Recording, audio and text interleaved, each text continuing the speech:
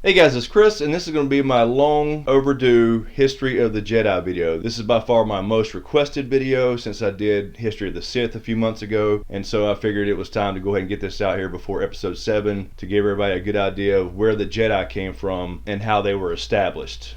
Now, I don't normally talk about the quote-unquote good guys because, Now you see that evil will always triumph, because good is dumb. But it is Star Wars, and I do like the Jedi, but it was just always weird growing up with toys as a kid. You had G.I. Joe, and you always pulled for Cobra because they had the cooler shit. Star Wars, you pulled for the Empire because they had the cooler toys. Even Transformers, you pulled for the Decepticons because they were cooler and they could fly versus just being cars. So I don't know what it is about the antagonists and all these stories and fantasy stuff that we love because the bad guys are always cooler. But I digress, so let's dive right into our light side friends and find out how they got started.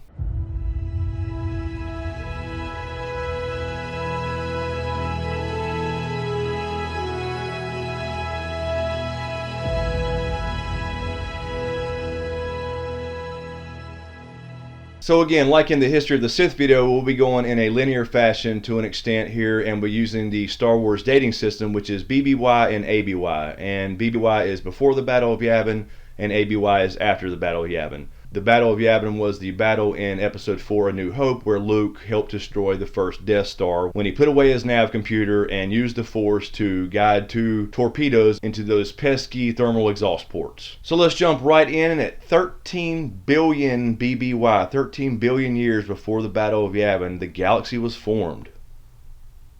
No, let's not go back that far. I'm kidding, but you actually literally could. There's so much information out there as far as the history and lore of Star Wars that you could dig into this stuff for days. So this is probably going to be a 2-part video, and we'll try to hit the most important points of the formation of the Jedi Order, how they came to be, but of course there's obviously going to be a lot of information missing, although I'll go into some pretty good detail in those major events. So to set this up, I want to talk about a couple species real quick because they come into play later on, and I want to make sure it's kind of understood how these species help play a part in the formation and the creation of the Jedi. So we'll start around 100,000 BBY, 100,000 years before the Battle of Yavin. There was a species called the Qua. The Qua were described as a blue bipedal lizard-like species that were approximately 3 meters tall, which is 9 feet, so damn, you got some basketball players there, that originated on their home world of Dathomir. Now, what's important about the Qua is that at this time in the galaxy, way before the Republic and way before the Jedi, they were already an advanced civilization that were force sensitive and also had telepathic abilities. And they had this technology called an Infinity Gate. An Infinity Gate, you could think of it like as a Stargate. If you've seen the movie Stargate, you go in and you come out on some other planet somewhere across the galaxy. So they had this technology in the pre-hyperdrive era, and they used the Force to power this technology. And what the Qua did was go around searching out for other primitive life forms that were force sensitive, and they typically help those species develop their force abilities as well as help them technologically advance. Now what's important here is the Qua came across the planet Lihon using their Infinity Gate technology and came across a species called the Rakata that at the time was a primitive species, but they did sense that they were strong in the force. And as they had done so many times in the past, they helped the Rakata learn the force, and as they grew more powerful and knowledgeable in the force, they actually helped them technologically as well and helped them kind of come out of the Stone Age. The problem here is the Qua didn't understand that the Rakata were naturally adept to the dark side of the Force. I don't even know at this point if there was an understanding that there were 2 sides to the Force. The Rakata were naturally adept to the dark side, and they would live to conquer and destroy other races. So to make a long story short, in the end they wanted to acquire this Infinity Gate technology, which the Qua had kept from them, and that comes into play a little bit later in our story. So we come up to the year 36,453 BBY, and by this time the Qua had spread through the galaxy and ended up on a planet called Tython. And at this point the Rakata had already been after this Infinity Gate technology, and the Qua had already retreated to their homeworld of Dathomir, but some Qua stayed on the planet Tython and they had died out by this point. But it was suspected that this Infinity Gate technology was actually on Tython. So oddly enough, in this same year, these 8 pyramid style ships that were already scattered across the galaxy and essentially disabled, just sitting there, all of a sudden activated and started traveling throughout the galaxy, going to various worlds and calling out through the Force to all these Force-sensitive beings across the galaxy. These Throw-Your ships convinced Force-sensitive beings across these different worlds to board these ships and go on this pilgrimage. And through this journey of picking up Force-sensitive beings, they had picked up several species we're all familiar with, such as Wookiees, Twi'leks, Zabraks, humans, even the Sith species themselves. So then as they entered the deep core, they came to the planet Tython. So when they got to Tython, there was already a 9th ship there. So the arrival of the other 8 combined with the 9th brought in what was known as a force storm that swept across the entire planet of Tython.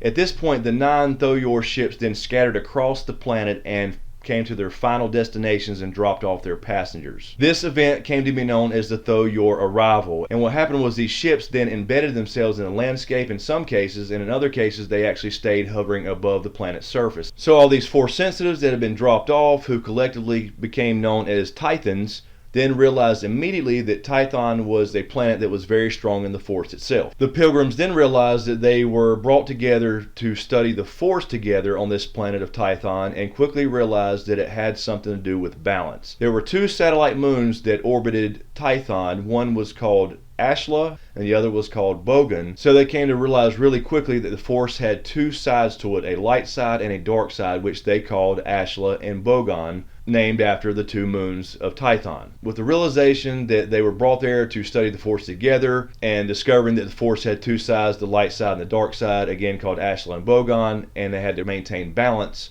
they quickly came together and formed what's called the Jedi Order. And they took the name Jedi from the Talid species of Dai Bindu monks, combining 2 words, the first being Je for mystic, and the word Dai meaning center. So the word Jedi means mystic center. So these pilgrims quickly realized that Tython was a thing of balance. So they maintained balance between the light side and the dark side. This was not good versus evil, and I think that's a big misconception in the Star Wars world due to the movies that portrayed the Sith as being evil, because Palpatine was an evil character. But the essential idea of light side and dark side are just polar opposites, duality. It doesn't mean, the light side is good and the dark side is bad. So these Tythons who formed this Jedi Order quickly realized that, and they physically had to maintain a balance because it was dangerous not to on the planet Tython, because Tython reacted violently when there was a slip of balance to one side or the other. So in the next 1,000 years, the Jedi built temples and cities and centers of learning and healing and that type of thing around these Thoyor ships that had embedded themselves in the landscape or stayed hovering across the landscape in some cases, and they built the first Jedi temples. So in the year 36019 BBY, the first Jedi temple was established, and it was called Padawan Kesh. Now, each of these temples, all 9 temples based around these Thoyor ships, were named something Kesh, and they all had different disciplines of study. And a Jedi named Nordia Grawl was the first Jedi who became temple master of this Padawan Kesh. So for example, there was another temple which was the Temple of Healing called Mahara Kesh. So each of these had different disciplines, because all these pilgrims that came from all these different worlds were artisans, warriors, philosophers, scientists, etc. And that's how they came into the first Jedi ranks. Now, the ranks are a lot different from the Jedi Order that we know, as far as youngling, Padawan, Knight, Master, Grandmaster, etc. These were Padawan, where all young people, Force sensitive, went to study. Then they graduated to Journeyer, and a Journeyer was somebody who went across on foot across the planet of Tython and visited all 9 of these temples and studied each discipline at each temple. Once mastery was gained through different disciplines and mastering the Force, they were moved up through the rank of Ranger. Now the Ranger was sent out by the Jedi Council that they had established out through the local Tython system to help the established planets in this system with their affairs, etc. And this was the first time that the Jedi attached themselves to helping out other people or organizations off of the planet Tython. Now, once a Ranger had became sufficient enough, they could be moved up to the rank of Master or eventually Temple Master. Typically, there was one Temple Master, and that was the highest rank you could achieve, but there were some cases where there were co-Temple Masters. And it's also important to note here that not all their children that were born over the centuries were Force sensitive, and it became apparent that if you were not Force sensitive, you could not stay on this planet.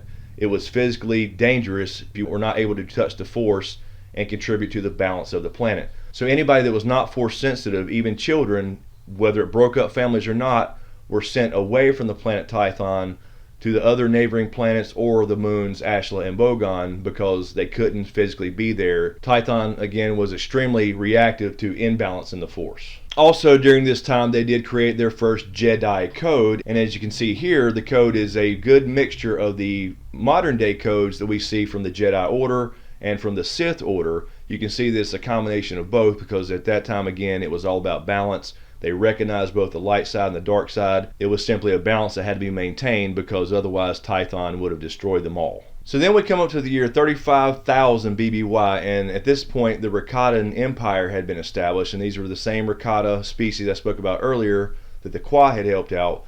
They established what's called their Infinite Empire, and they started to spread out through the galaxy. And all their technology was powered by the dark side of the Force. Then we come up to the year 25,805 BBY, and the first conflict arises between the Jedi Order and the other inhabitants of the Tython system, which encompassed all the non-Force users, because they had been shipped off planet the entire time of the Jedi Order for thousands of years, as well as other people who were already there who were just not Force sensitive. So at this point in history, the Jedi had become a thing of legend on Tython, similar to Episode 7, The Force Awakens, and I think that'll tie in really well. We've seen now in the trailers that the Jedi, the dark side, etc. have all become a thing of legend, so someone by the name of Queen Hadia started the Despo Wars, but they were able to repel her and her forces and restore peace and balance to Tython once again. Now keep in mind that during this time there were no lightsabers. They used regular kind of katana-like swords, and these were imbued with the Force to make them stronger. So think of a regular sword versus a Valyrian steel sword for you ice and fire nerds. There were no lightsaber technology at this time, but that's about to change. So just 12 years later, in 25,817 BBY, the Jedi experienced the first ship to come into their system on the planet Tython that had entered that system since the original Thoyor ships that brought their ancestors there. This was a crash that was discovered, and it threw Tython out of balance once again. And it was said that the Force storms that happened were that of equal magnitude to the original ones that happened during the arrival event where the Thoyor brought their ancestors. Now it's important to note here that a Jedi named Dagon Loch had had a vision of a fire blade that he had never seen before prior to this ship crashing. And the Jedi Masters and Council decided that this was some type of dark vision, that he was falling too close to the dark side, so he was banished to the moon of Bogon to meditate on the moon of Ashla, meditate on the light side of the Force to bring himself back into balance. But when the Jedi investigated this shipwreck, they found a lone survivor that was described as a mysterious man named Zesh, who carried a very mysterious weapon at the time called a Force Saber. Now this Zesh character ended up being what's called a Force Hound, and a Force Hound was essentially a Force-sensitive slave to the Rakatans who went out looking for other Force-sensitive worlds and species for them to conquer and get resources from. So Zesh was also captured and sent off to the moon of Bogon in exile because they wasn't sure who he was and what he carried. So Dagon Loch ran into Zesh and realized that this Force Saber he was carrying was the thing he had seen in his vision earlier on. So he found the Force Hound Zesh and asked him to build another one of these Force Sabers so he could take it to the Jedi Masters to show that his vision was in fact real. So obviously the Force Saber was the early technology that ended up being the prototypes of lightsabers that we know of today. But first we come up to the year 25,793 BBY, and this is when the Infinite Empire, again the Rakatans, who were powered by the dark side of the Force, waged war against the Jedi Order. Now again, at this time the Jedi were fighting with regular swords just imbued by the Force, made stronger and sharper, etc. As the Rakata invaded the Tython system and waged war on the Jedi, again to try to acquire this Infinity Gate technology they believed to be on Tython from the original Kwa, that some of these Jedi wanted to use these Force Sabers to arm themselves. The problem here was that to use these Force Sabers, you had to use the dark side of the Force, and any Jedi who wanted to use it took the risk of becoming more and more entrenched in the dark side as they used the Force Sabers. So during this Rakatan invasion, some of the Jedi wanted to use the Force Sabers to defend themselves, and others wanted to use their current regular sword weapons and not fall prey to the dark side. So that began a little rift there, and this is the first known rift between the light side and the dark side and people who wanted to use one or the other. So it could be said that this Force Saber coming into existence, which was Rakatan technology, was the catalyst that started this great divide between what we call now the light side and what we call the dark side. So that began what's called the Great Force Wars in the same year. We'll get into that in the next video in part 2, where we'll talk about the establishment of the Jedi Order and the Force Wars and on up through to the Jedi Order that we know of today. In the meantime, you can click here to check out my History of the Sith video that I did a few months ago, which kind of led to this video. And for you Ice and Fire nerds, you can click here on the last video I did on my last Game of Thrones Season 6 Q&A, where I answer several viewer questions as well as go into Bran's visions and explain kind of what they are in Book 5, A Dance with Dragons. Check that out. Let me know what you think. Be sure to subscribe to get everything. I'll try to get out part 2 as quick as I can. And in regards to this video, I want to know what you guys think. What do you think caused these original Thoyor ships to essentially activate themselves and go across the galaxy searching for Force-sensitive beings? So let me know what you think. Be sure to subscribe to get everything. Thanks for watching, you guys, and we'll see you in part 2.